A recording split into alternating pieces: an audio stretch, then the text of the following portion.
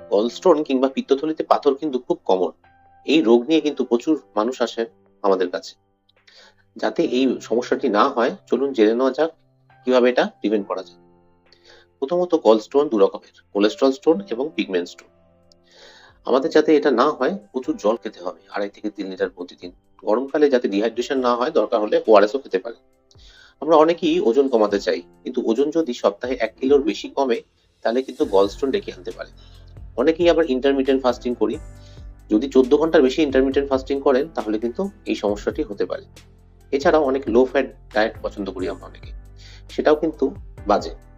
বেশি ফ্যাট কম খেলে কিন্তু গলব্লাডার স্টিমুলেট হয় না এবং গলব্লাডারের যে পিত্ত রস সেটা জমতে থাকে এবং স্টোন হয়। এছাড়াও অনেকে আমরা ফাইবার ডায়েটে কম নিই, এতে কোলেস্ট্রল বাধাপ্রাপ্ত হয় না এবং কোলেস্ট্রল আমাদের শরীরে বেড়ে যায়, যে স্টোনও হয়।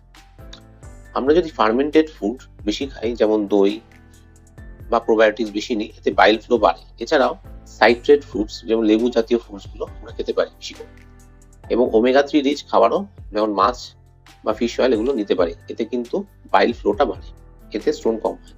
এছাড়াও ব্ল্যাক কফি, আদা এবং হলুদ গলব্লাডারকে স্টিমুলেট করতে পারে, সেটি আমাদের মাঝে মাঝেই খাওয়া উচিত যাতে স্টোন কম হয়। এছাড়াও ম্যাগনেসিয়াম রিচ খাবার যেমন বাদাম এবং বিভিন্ন রকমের সিডস এগুলো খেতে পারে। আমাদের বেশি শর্করা এবং ভাজা পোড়া কম খাওয়া উচিত, এতে স্টোন কম হয় দেখা গেছে। এছাড়াও যত স্থূল হবে একটি লোক, তাতে কিন্তু স্টোনের সম্ভাবনা বেড়ে যায়।